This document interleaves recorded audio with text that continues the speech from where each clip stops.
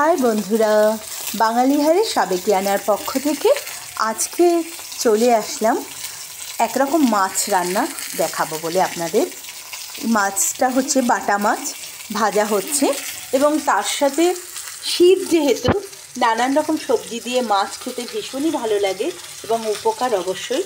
এখানে পেস্ট করে নেওয়া হয়ে গেছে 3-4 রকমের বাদাম, কিশমিশ, তার সাথে বাদামগুলো রয়েছে কাজু বাদাম, চিনে বাদাম, আমন্ড বাদাম, তার সাথে রয়েছে হলো লতি এবং ধনে পাতা দেওয়া হবে, কাঁচা লঙ্কা, এবং এই মশলাতে বাদাম ছাড়া আরও দেওয়া হয়েছে কালো সর্ষে, সাদা সর্ষে, সাদা তেল, কিছুটা কাঁচা লঙ্কা, সামান্য একটু রসুন, কালো জিরে এবং নুন, সরষের তেল দিয়ে রান্নাটা তৈরি করা হবে।